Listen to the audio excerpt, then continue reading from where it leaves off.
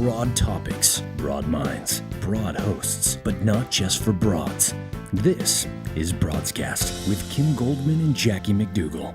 Welcome to Broadscast. Hi, Kim Goldman. Hello, Jackie McDougall. Hi, everybody. Hi. I like Welcome. that you put on lipstick for our show today.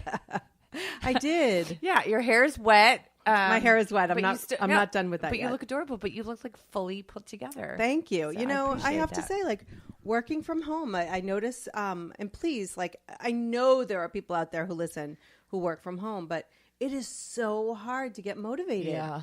I spend half my day in my sweatpants when I'm home or like in my robe.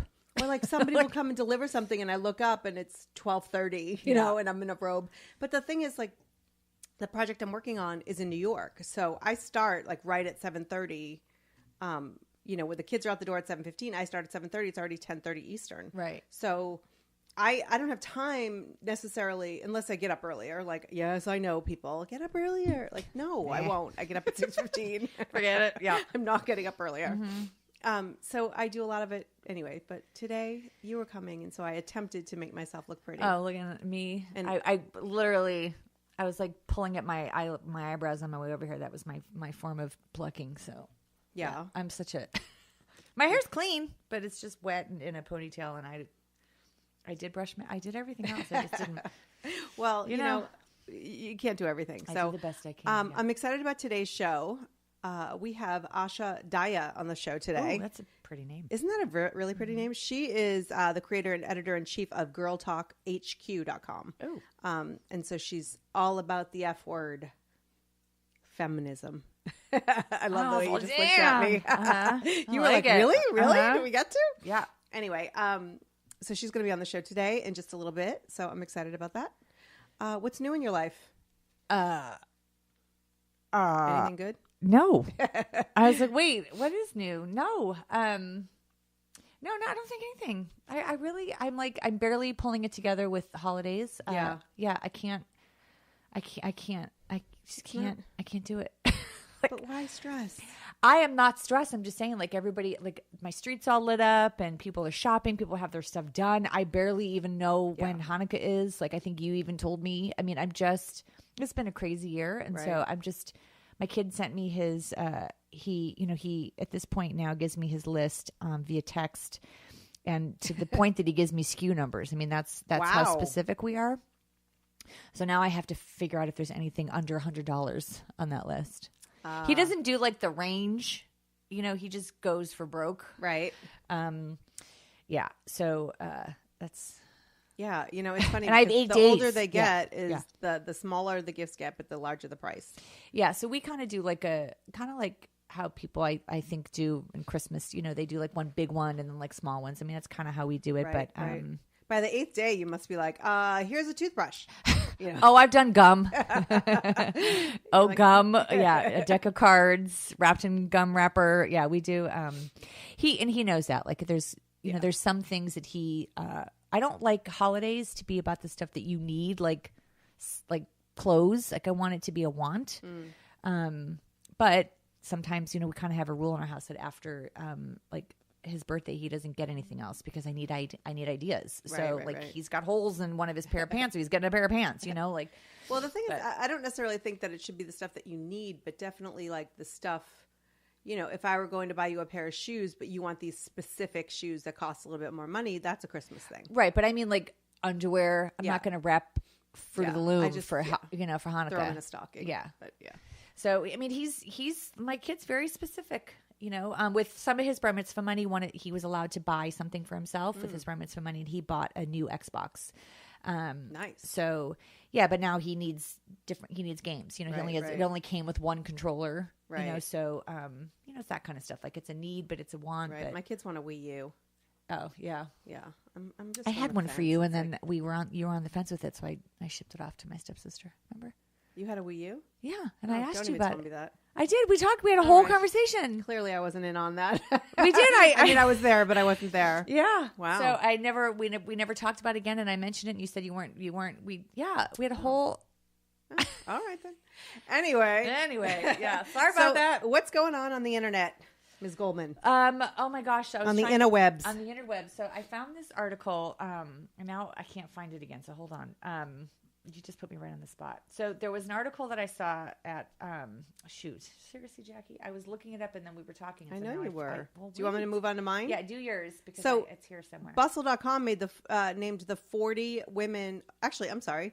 Bustle.com is reporting on Time's Person of the Year list. The 40 women named in the 2016 Time Person of the Year list. Oh, okay. So, because everybody knows that the person of the year for Time magazine is Donald Trump, which doesn't necessarily mean good person of the year. It just means, they made some sort of impact, and that is not debatable necessarily. Right. Yeah, so there are a lot of women on there. So Hillary Clinton, obviously, Nicki Minaj.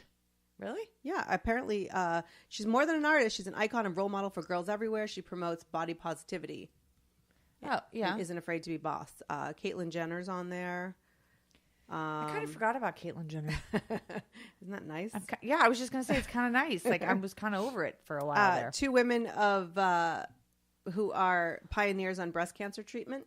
Yeah. Doctors. They've made that list. Oh, nice. Sunita Narain, who is an environmental activist. Oh. There's just a lot of... I'm like scrolling down. There's just a lot of women who have made an impact who aren't necessarily, in our tabloids or in our magazines or even talked about on Facebook because what they're doing is not sexy or glamorous, but it's hugely important to the evolution and next step of women in history. I think Gina Rodriguez. Who's Gina? Oh my God, I love her so much. She's from Jane the Virgin. Oh. I think I've watched the first episode of that and then forgot about it and never went back. Yeah. And it's like bookmarked on my Netflix. It's super cute. Yeah. She's all about embracing like your body, your roots, your passions. And she talks about mental health and body positivity. Mm-hmm. And I think that she's a great role model for young women. So there are just a lot of really cool broads on this list. So check it out at bustle.com. All right. So speaking of cool broads, so on lifescript.com, there's an article called The Top 10 Turnoffs for Women. Oh. Yeah. So top 10 turnoffs for women. 10. Dun, dun, dun, dun. So there are traits we love in men, and then there are other ones that make us run. So I don't really know how legit this is, but I always think it's interesting. Yeah. So do you have a thought of what would be like a turnoff for you? I mean, what is a turnoff? You know, maybe what's a turnoff is that whole like asking if he can kiss you thing. Really? Like when? Like on a first date or no, like I like. Okay, first of all, I'm married. I just celebrated my 14th anniversary with my husband. Yeah. So clearly, I'm not kissing other men, but I have in the past. I'm not a fan of when a guy is not confident in himself. That he feels like he has to kind of like squirrel his way in and maybe ask you or, and not just be. And I know that sounds like I don't want him to attack me, but sometimes, but you know what I mean? I want him to feel confident. So there's something really sexy about the way they do it in the movies where there's just like that moment and they like gaze and then they're like the lean in and like that doesn't happen always in real life. Like it's awkward and like where do you put your hand? Like it is not so when they're all the nerves. Like there is a part of me that feels like it's kind of sweet when someone says, "Can I kiss you?" or like, "Can I kiss you, Kim?"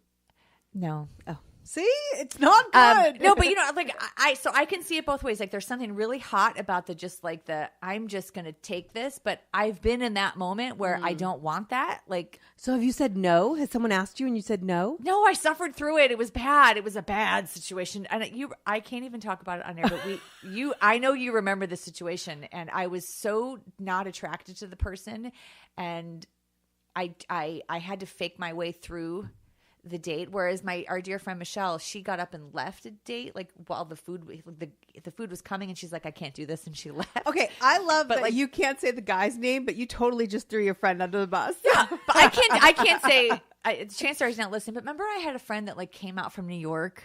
Yes. Yeah, and he was like profusely sweating through our entire date, and then he like leaned in for the kiss, and I was like, bleh. Like, oh, yeah. So like that wasn't good. If he would have said, "Can I kiss you?" I'd have been like, no, right. But I didn't really. That what to do, and it was like the sweat was on. It was not good. So, like, okay, guys. Yeah. So Yeah, I guess that. Kim wants you to ask. I don't know. I don't know. I want you to be in tune with the moment, like, and you can. And it was funny that I've talked to men about this, and like sometimes the cues are misread, like, right. And so there's something kind of sweet with honoring, like, I don't know. I think there's something sweet about it, but there is also that moment where it's like, just throw me up against the wall and don't ask, like, you know. Right. So one of the turnoffs on this thing, yeah, I know. Sorry, don't ask. Just kiss me while I have a concussion. I've been concussed. Concussed. So good one. Concussed.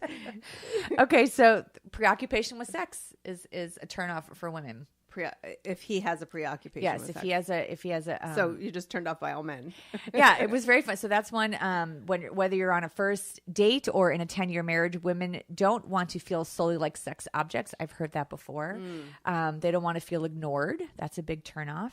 There was another one that says like overconfidence. Like I've dated men like this that are like, I'm so great, I'm so good, I'm so on it, I'm so open. Do you think they're actually overconfident or underconfident, and they're just trying to? Because if you have to tell somebody how great you are, you probably don't feel as great as... Right. What's that phrase? Like, doth test, protest, doth post... Yeah. Yeah. That one? We failed Shakespeare. Sorry. And that is a turnoff to me, too. Yeah. Like, I'm all about, like, actions speak louder. Don't tell me. Like, just be it. Right. Be it. Right. Straight up chauvinism. That's a chauvinistic behavior. Not helping out. Most women prefer to share the responsibilities of raising kids and running a household. That's a turn on. Like when something, we've talked about this so many times, that when a guy, specifically my husband, because that's the guy in this house, but, does something to help out in above and beyond, the usual. Yeah. Yeah, I think it all goes back to balance. I mean, I think we've talked about this too. Like, we were talking about it on another show, like the art of like knowing when to open the door, but like how to be chivalrous, and not have it be like the woman can't take care of herself. Right. And that comes up in here. That's the part about the chauvinism. Oogling other women. Yeah. That's what I'm saying. Life script. I don't know. Boorish behavior. A woman expects... Boorish. Women always prefer a gentleman. A woman expects a man who's interested in her to approach her thoughtfully and respectfully. So using vulgar language, getting drunk or high, dominating conversations is adios amigo. How do you feel about a guy getting drunk? Really poor grooming habits. That's a total turn off to me. A guy getting drunk on a first date? No, just in general. Like when I had a first date and the guy got so hammered. Do you remember? And he couldn't find his car in the parking lot. And so we walked around and around, and then he was like falling on me. It was so bad. He drove after that? No, he had a driver come pick him up. But he couldn't find. It was just such a bad. It was so disgusting to me that he was just sloppy. And that was a first date. I mean, I can understand if you're nervous and you have a little bit too much. Yeah, on a first date. Like I used to get so nervous. I used to actually have my friend come over and I would shotgun a beer, just to take the nerves off. Like it ended up becoming like a tradition. Oh. Where I'd be like, I'd have a first date and she's like, I'm on my way over, and I would drink a beer. And yeah. It was just because I would get like sick to my stomach, nervous. I don't know why. I had a first date like recently, and I was nervous all day. Like, I don't know if it was like nervous, like, are they going to cancel? And then when they didn't cancel, I was like, oh my God, now I have to like put on cute pants. And like, there was like, and I'm awkward as together. What? I'm totally awkward. Like I really am. Like I have no game. I don't know how to flirt. Like I really am that's hopefully one of my most endearing qualities, but the blessing and a curse by being raised by a single dad and with a brother in the house was like, Well, and we talked about that. My first date and we were laughing. He's like, you have no swag. I'm like, my dad told me penises were bad. I don't know what to do. And it's been kind of like, I really don't have any. And so the nervousness is just, a beer or a shot isn't going to cut it. It is so ingrained in me. I know this sounds funny that it's a little sidebar, but last night we were kind of having a conversation about the birds and the bees. And like when you my kids were there, all three of them. You and Jeff? Yeah. No. So 9, 11, and 12. And they're there. And I'm making cookies with my junior high kid who decided to tell me last minute he needed cookies for English class. And I was talking about, there are topics. Something came up. Somebody said something at school. And I said, at some point, like we just continue having this conversation with you guys as you get older, separately or together, Right. and give you more and more information. Like it's totally casual hanging out with the kids. And I said the word vagina. And I'm like, my voice goes low. And my 11-year-old goes, Mom. And I don't know what came over me. That came over you. Yeah. But I went, vagina, vagina, vagina, vagina, vagina. Oh my God.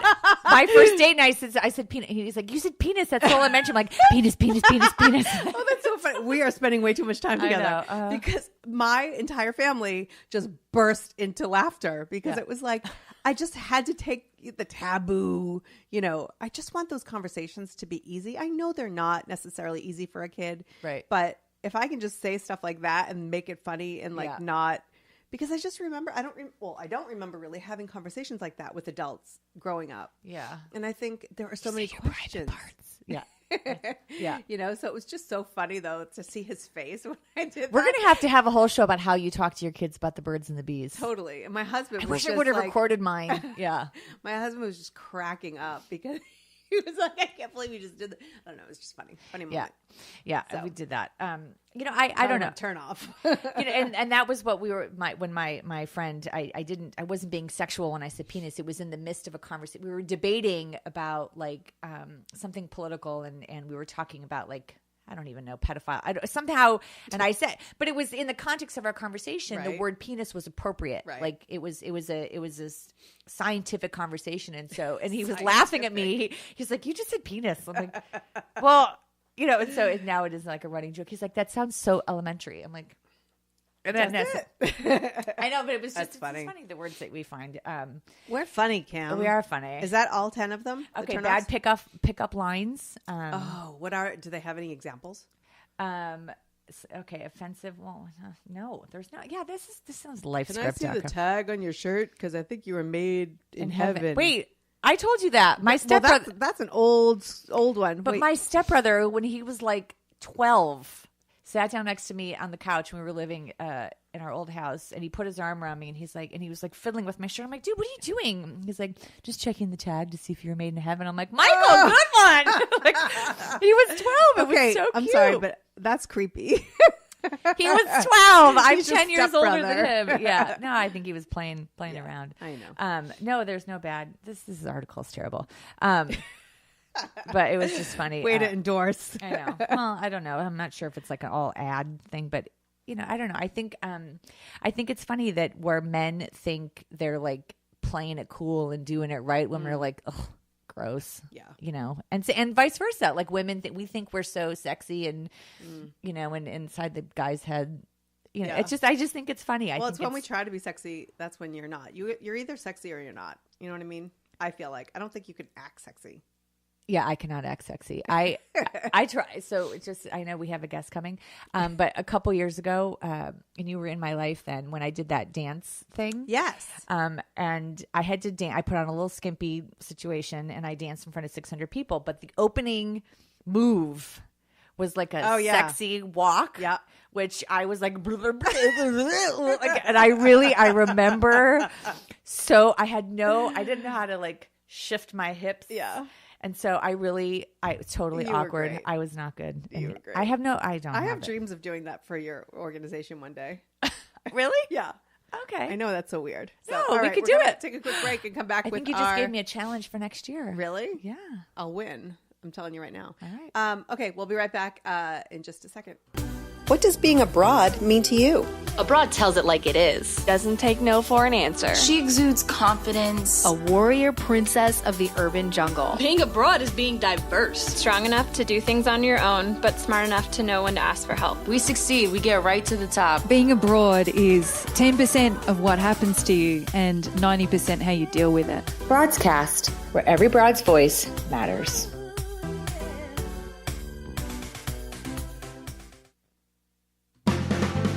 You are listening to Broadscast. For more from the Broads, head to broadscast.com. Welcome back to Broadscast. Here we are. There's a really funny tweet I just saw. Some guy, he wrote, "Hey, thanks for mailing me a hard copy of your family Christmas photo that you already posted on Facebook, Instagram, and Twitter." It makes me laugh because I just got my stepsisters, and it's all the pictures that she already put on Facebook. That's so funny. Yeah, anyway, it made me giggle. Anyway. Yeah, so our guest today, Asha, I'm very excited about having her on because she's a kick butt broad. And she is I'm pulling it up here, the creator and editor-in-chief of GIRLTALKHQ.com, which is a daily women's feminist media site.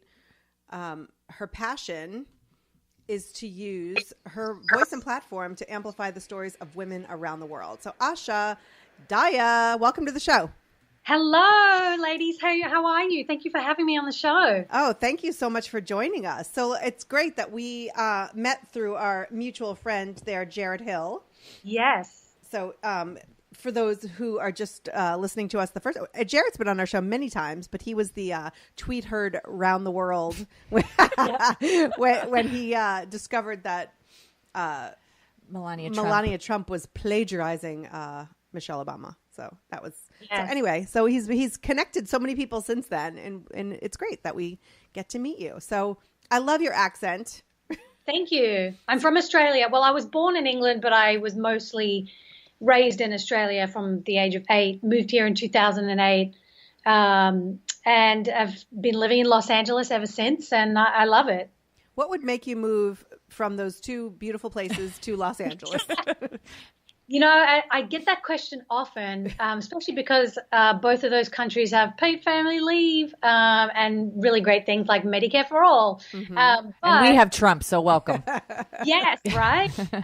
It's funny because I moved here just before Obama became president. I was like, wow, this is historic. And then, you know, a few months ago, I'm like, we're on the verge of history again, but in the wrong way. Exactly. But I mostly moved here for work. I mean, Los Angeles, Hollywood, it's the epicenter of entertainment, and that's my background. I've worked in TV for 13 years, and so I just wanted to expand my horizons, and that's what brought me here. That's great. And the, you know, working in television, there are so many different areas of it, but, you know, it can be very, in some ways it can be very superficial. Yeah. But yet you're doing such work outside of that, or, you know, on your own, that is just so important. What made you kind of like straddle those two, or what kind of work are you doing in television? Right. Well, I had been doing a lot of that superficial stuff for a while, actually. And I mean, it's not all superficial. I mean, I was doing a lot of entertainment, lifestyle, pop culture, which was great in my early 20s. And I learned a lot. I learned about, you know, just the basics of how to work in TV, how to write, produce, all of that stuff. But then I got to a point where I wanted to do more. I wanted to discover what I was passionate about. And it wasn't really entertainment or celebrities, which is fine. And for some people it is. Mm-hmm. So I decided to start just a blog at the time. This was 2012, which is now GIRLTALKHQ.com. And I'm like, I'm really passionate about women's stories, women breaking barriers, women who are kind of just pushing the boundaries out there for equality. So I started Girl Talk HQ because I wanted to create a blog or a website where I could find the stories that I wanted to see online. And now over the last few years, there's been a huge wave of female empowerment and feminism and push for gender equality. So it's kind of, I started that at just the best time, and it was the thing that I was always meant to do, and it's led to so many great opportunities. So that's kind of my area: women's issues, feminism, gender equality, that kind of thing. So Jackie got me super excited this morning when she said that you were all about the F word. Yeah. And it was so not what I was thinking. So so we've had lots of conversations. So the word is feminism. So on the show, we've had lots of conversations about what feminism is. Will you give us your definition? Sure. Well, I always like to start off with like the actual like dictionary definition, which is just the social, political, and economic equality of all genders. And I think that's a really baseline, important definition to get out there, because there is a lot of myth and misconception about the word. Like, it's women who hate men. No, it's not. But for me, it's about how do we I look at feminism as an intersectional cause. So how do we look at gender equality tied in with racial equality and immigration equality and reproductive equality? So there's all these different intersections for me that makes me a proud feminist and makes me want to fight for more equality, because it's not just about a certain type of female. It's about a number of different causes that kind of tie into just the gender issue. Right. And I think that, it's so much smarter when you say it like that. But it's interesting that you say, feminism, because I constantly bring that up on the show, is that the very definition is not. Why do you think people take what feminism is and make like their own definition and just and then tote that as like gospel? Yeah, it's really annoying. And I think the worst thing is when people are like, journalists and websites interview celebrities, and because celebrities have this huge following and they can impact so many different people the way that they speak, there's this kind of like gotcha questioning where they're like, oh, great, we want to learn about your music. By the way, are you a feminist? And so sometimes women especially get caught off guard and they're like, oh, hadn't really thought about it, but okay, what do I know about feminism? I know about all these negative things. And so maybe they just automatically go to that. That's one kind of assumption that I have. And also there are a lot of negative things about feminism, but it's this kind of the same with any movement. Like, I come from a very evangelical Christian background, and I look at it, I kind of look at the similarities in that when people think of Christians, they think, oh, those crazy right-wing Westboro Baptist Church, KKK people. But it's like, that doesn't represent all Christians. It's just one extreme fringe. And so with feminism, it's like, what's the most extreme example of feminism? Oh, those bra-burning, man-hating women. That's what feminism is. Oh, I don't want that. And it's like, come on, that's that. First of all, people were burning bras for a reason, and so we got to look into that. And so I think there's just so many misconceptions that need to be broken down by people speaking about it in a positive way. Right. I asked my son the other day, he's 12. I said, are you a feminist? And he said, well, what's a feminist? And I said, somebody who believes that there should be equal rights for, all genders. And he's like, well, yeah, why would anyone not be? Oh, that's amazing. Yeah, I mean, because it was broken down in such a simple way. So we have this conversation a lot about feminism and as it relates to or how it can marry with the concept of chivalry. And so, we've had this debate, like, women want to be sometimes taken care of, but we don't want someone to take care of us because they don't think we can do it ourselves. And so like, and so how do you walk that line as a feminist or wanting to, but, encourage feminism, and then also be, I don't know, like, is feminism the lack of femininity? Yeah. I mean, honestly, it's like, I want someone to open the door for me, but God dang it, I can do it myself, like, that's a good question. And I see a lot of those kind of discussions happen online and amongst various women. And I think that it comes down to personal choice. Like, no one tells everyone this is how you should be married. This is the textbook for marriage. Everyone has their own individual relationship, right? So it's the same with feminism. Like, other than the social, political, and economic equality of all genders, how do you define your feminism? Do you want to be a stay-at-home mom and call yourself a feminist? Great. Go. That doesn't mean you're any less of a feminist because you're not out there trying to be a CEO of a Fortune 500 company. Like, there are so many different definitions of it. In terms of like chivalry and that kind of thing, I don't see anything wrong with it at all. And I think it's our own internalized misogyny where we're taught to think, oh, that means we're weak and we're relying on men. But it's like, when you think of it in a relationship, in any relationship, whether heterosexual or not, there's a balance. So it's like, at one point, one person has these kind of strengths and balances the other out, and vice versa. So it's like, chivalry shouldn't be a feminist issue. It's more like how you treat each other with kindness and what that symbolizes for you and your partner, rather than just this general blanket statement. And it's the same with like fashion and makeup. There's a lot of discussion about, well, can you be a feminist if you like makeup? It's like, why not? How does that determine your value? And I think that plays into the conversations about, do we value women just for what they look like? And if not, then makeup shouldn't be an issue. But I feel like, feminism, the key word is choice. Yes. And so I can choose to be in a world where, which is typically male dominated, let's say in my career, or I can choose to stay home with my kids. I could choose to wear makeup or not wear makeup. It doesn't change who I am and what what I can do. Like, I think that I think it's on the flip side, women who do wear makeup and they like to look a certain way or they make certain choices in their lives are totally judged for being anti-feminist when all they're doing is making their own personal choices. Yeah, absolutely. That's the correct word. It's all about choice. And, there's this subtle, or maybe not so subtle, but like there's this idea that we should judge each other as women. And it's such a common thing that, oh, she's not feminist because she's wearing those clothes and she's having that amount of babies. It's like, come on, we got to get past that. Like, the more we support each other for each other's choices, then the less of a conundrum it would be.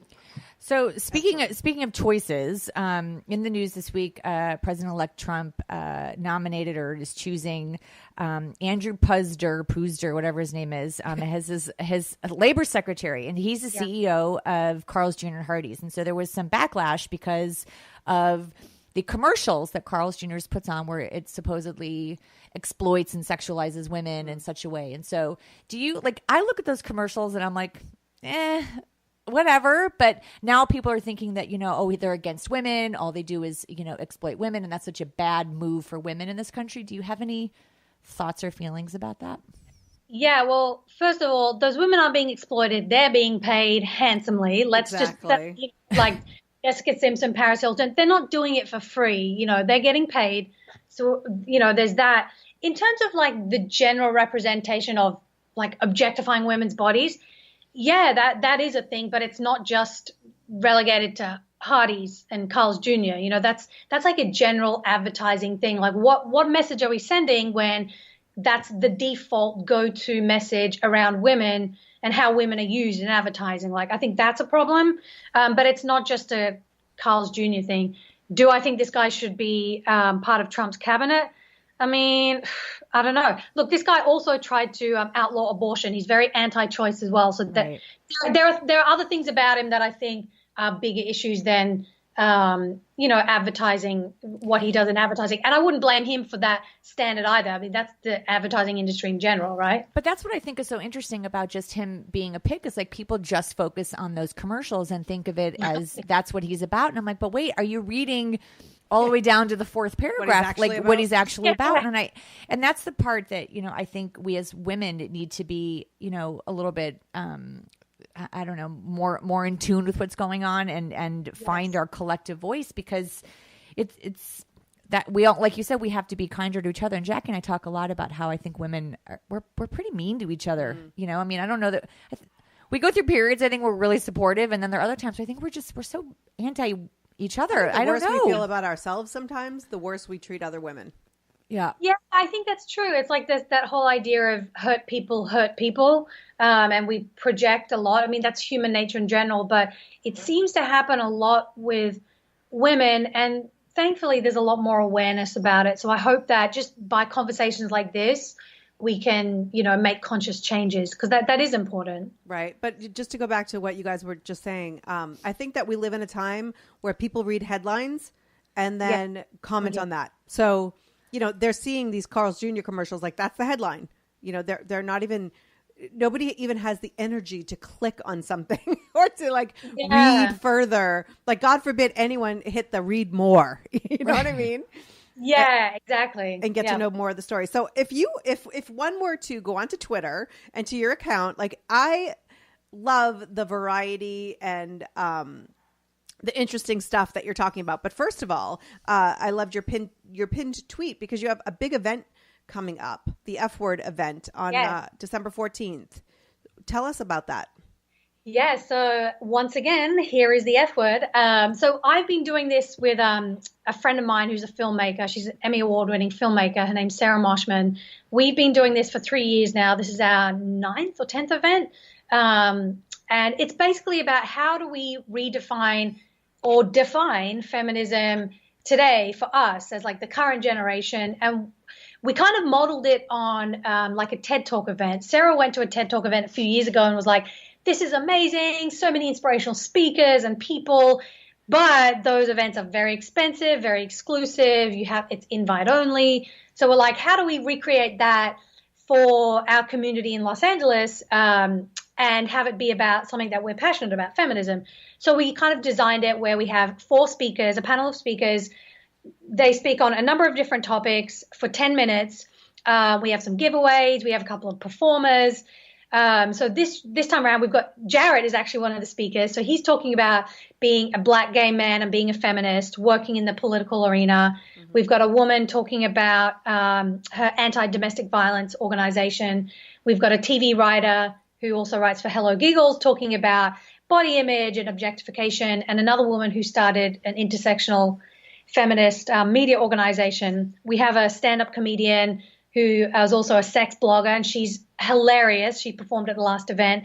And we've also got an up-and-coming indie musician. So it's just about like creating a space where people can come and hear feminist viewpoints that aren't so in your face or threatening or intimidating. It's just like, oh, that's what feminism is? Oh, okay, cool. I'm down with that. Right. So that's what it is. And so if anyone wants, all people are invited, men, women, whoever you are invited. And all you have to do is go to my Twitter and see the pinned tweet, Asha Dahya.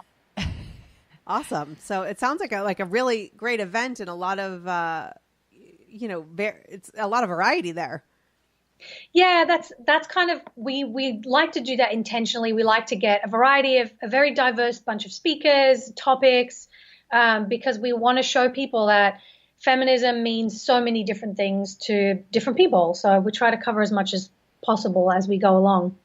You know, it's funny. I struggle sometimes with like, I want to get on board like with some of these women's marches, you know, that are happening all over the country. And I was like, I'm not much of a marcher, you know, like, and I really don't like my stairs is about as much marching as I do in my life, but and she's winded. Yeah. And I'm winded, but like, I think that there are, what I'm hearing you say is there's lots of ways to support and be supportive, of each other and of the cause, whatever that cause looks like for you. But I think for me, I struggle sometimes with like, I want to get behind these big, huge things and let my voice be heard, but I feel like that's not an effective way for me. So do you have like suggestions sometimes, I mean, you know, of how people can do things in their community and be part of a movement without maybe being so...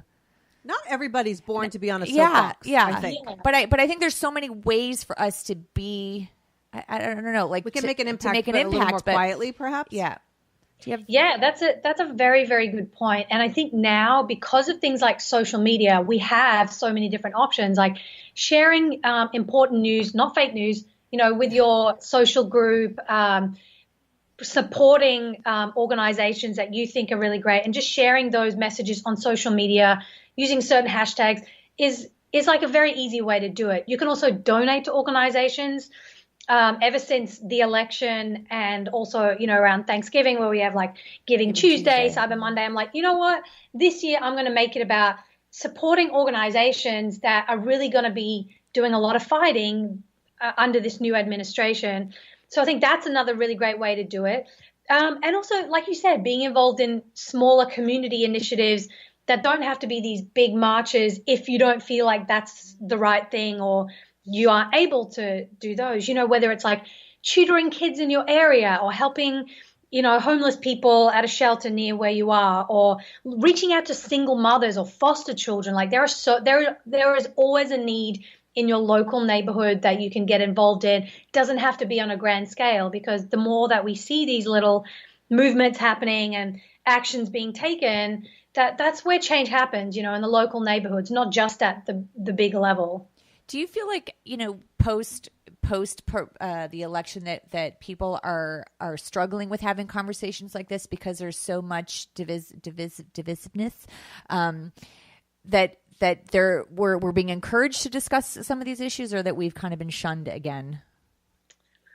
That's a good question. I haven't had a lot of conversations with people from the opposite side. I do know a lot of them. I have to admit, I've been a little bit too wounded to venture out and, you know, have those conversations. But I think it's going to take time, and I don't like the idea that, you know, there's this idea that, especially with Democrats and progressives, it's like, we've got to be the ones that go across and reach out to the disenfranchised. It's like, well, why do we have to just because we lost the election doesn't mean we have to be the ones making why can't we meet halfway? Like, why can't we understand each other? Why don't those people get to understand why I'm hurt, you know? Right. So I think division is, I don't know how we change that. That's an ongoing conundrum, I think. But yeah, I think that that's a very real problem today. I think, you know, we after the election, people, you know, everyone had their feelings, and then there was this quick response of like, oh, get over it. What's the big deal? It's not really like,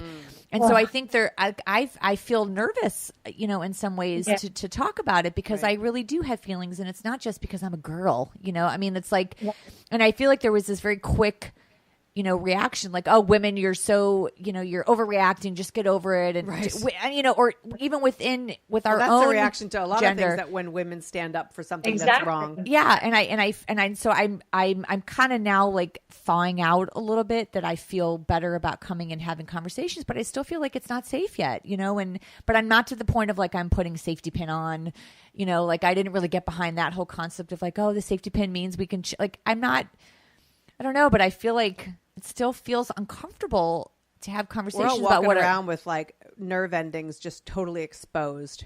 Yeah. Yeah, that's a good description. I think you're right. It's like, I don't know when the right time to have a conversation is, but I'm not ready to just like, oh, okay, this is normal now, it's just going to get better. No, like I'm reading the news every day, and everyone else should be, because it's easy to be like, oh, he's just tweeting about, you know, Donald Trump is just tweeting about Alec Baldwin. No. That's a switch and bait. Like, have a look at what he's really doing and who these people he's appointing, who they really are. Like, that's the important stuff. And I know that people, it's easy to be, I mean, look, we live in California. We're in a bubble. We're the 6th largest economy in the world in this state. So it's easy for us to be like, we're good. We're going to be okay. And that may be so on some levels, but the details of the policy that is going to affect numerous people across this nation, if if Obamacare gets overturned, for instance, like that stuff matters. We can't underestimate these people. I mean, he appointed a white supremacist as his chief counselor in the White House, like big freaking deal. And it's disgusting that, and he doesn't even want to live in the White House. Like, who is this guy? That's what I said. Like, seriously. Yeah. And if you go down just to the tweets, like, he's tweeting about an actor, like the leader of the free world.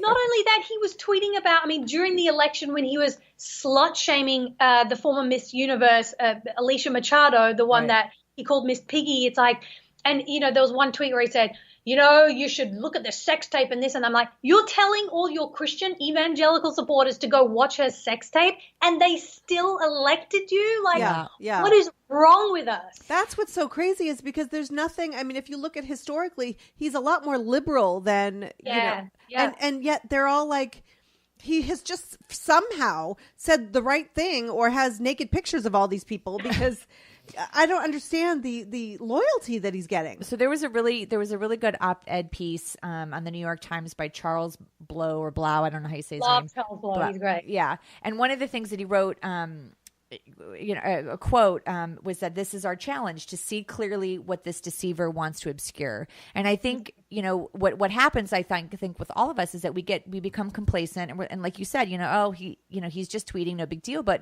And I think then we kind of settle into what's happening. We miss what's happening.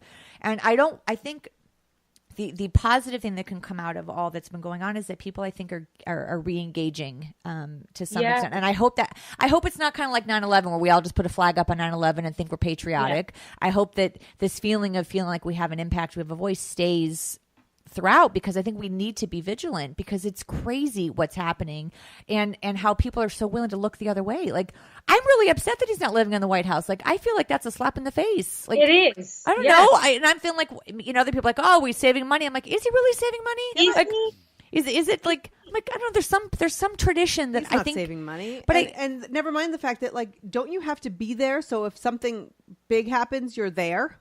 it's your freaking job, dude. And also, like, when he says, oh, I'm not going to take a salary, I'm only going to take $1. No, dude, I would rather you take a salary, because if you're not, that means you're relying on your other businesses, which is a complete conflict of interest. It may not be technically illegal, but the fact that he's saying that, it's a signal to us that he's more interested in his own personal wealth because of his businesses. Like, he's been meeting with leaders from all over the world, not for America, but for his own businesses and his hotels and all of that. It's like, these are the things that we need to pay attention to. And also Mike Pence. Like, Mike Pence is possibly going to be one of the most powerful VPs we've ever seen, because let's be honest, Trump doesn't actually want to do the job. He wants to go on his egotistical victory lap tour, which he's doing right now, and leave the job to Mike Pence, who has got the receipts to show he is a bigot. He's anti-woman. He's anti-choice. This is the guy that we need to pay attention to, but instead we're paying attention to Trump's tweets, which is really wrong. And I think that people, they hear him say, I'm not going to take the Air Force One, but I'm going to retrofit my Trump plane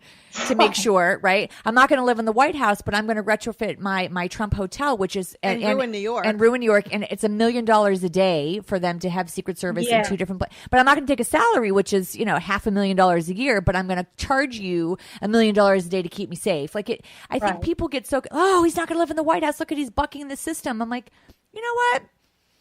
Look at the whole picture, and that's the part where I feel like, we're paying attention to the little things and not paying attention to the big picture. And I think, that's kind of where we're at in this country. We're 140 characters less kind of mentality. Yeah. And so we don't do the read more, like what Jackie's saying. So, yeah. Well, and it's only going to get more scary when January 20th hits. I know. I think that he's not even president yet, and he's already doing these awful things. I'm like, it's going to get worse when he actually has the power to veto things, and it has the executive order power under his pen. It's like, it's a very scary time. It's easy to say, well, we don't know what he's going to do. Give him a chance. Let's see. No, we know. Like, you can look at what he's doing right now and have a pretty clear indication of what's going to happen. So now is the time to take action, to speak out, to donate to organizations who are going to be needing to, lead the fight and do these kind of things. So, and you know what? And I may have repeated it once before in the show. I can't remember. But there was on CNN the other night on The Messy Truth with Van Jones. He said that, like, I'm gonna give him a chance, but I'm not gonna give him a pass. And for me, that really resonated with me because and everyone's like, oh, you have to respect him, and I'm like, no, respect is earned. I can respect the office. I don't have to respect the person. Like, you got to earn that. And I feel like we're so quick to just assign duties to ourselves without actually doing the job to get there. The respect needs to be earned. Yeah. I think I agree. Like, I don't have to respect a guy who has been in court more than 3,500 times for his business, has 75 sexual assault and rape cases against him now. 75 right now? 75. Oh, it may be one less because the woman who was accusing him of child rape got so many death threats from his deplorable supporters that she dropped her case. So maybe it's 74 now. But yeah, people don't care about that stuff. Asha, do you think that he'll really continue as our president and be our president for 4 years? I don't know. I work freelance for a political media organization, and I see a lot of these conversations where people are like, he's going to get impeached, he's going to get impeached, and maybe he will. The one thing I will say about Trump, as much as I hate to say anything remotely positive about him, he knows how to get around loopholes in the law so that he's not technically doing something illegal, because if he's going to do something that's impeachable, it has to be something that's really, really big, right? But there is talk of, a lot of people say he's going to get impeached, he's going to get impeached. Even if he doesn't, there is no way in this wild world he will last more than one term. There's just no way. No. I mean, well, we thought he would never be here. Yeah, you've got a point. You've got a point there. It's just so scary, and like you said, with Mike Pence being so powerful, because Trump doesn't want it. Like, and I heard somewhere that he was talking to any potential VP back. John Kasich. He said that to John Kasich. Yeah, that like he's not going to necessarily do the job. Like, it's like he's the front man for the VP to run the country. Well, but I think there was a conversation with one of the Trump sons, not the vampire looking one, the other one. He said to John Kasich, like, hey, do you want to be his VP? And you can do both international and domestic policies. And John Kasich said something like, what is he going to do? And the son goes, make America great again. It's like, oh, cool. Yeah. Oh, I think this is where in my later years, I really paid a lot more attention to politics. And I think, when people talk about like the rhetoric that goes on during the political campaign versus now what he's going to do that he's in office, I'm like, why are those two things different? And I think that we're so quick to like excuse some of the hate and the hate mongering that happens during campaigns.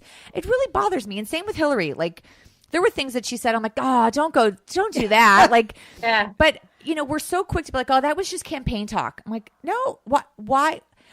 I'm just supposed to now forget all of that. So I've always said that, like, during the campaign process, like, I want to know who I'm voting for, your cabinet, your picks, like who, because now I feel like I'm being blindsided. I mean, obviously we kind of knew where he was thinking, but now all these random people that he's plucking out of the bank, like, yeah, I don't know, the Carl's Jr. CEO, that's just random, like it's just worldwide wrestling CEO. Right. Oh God.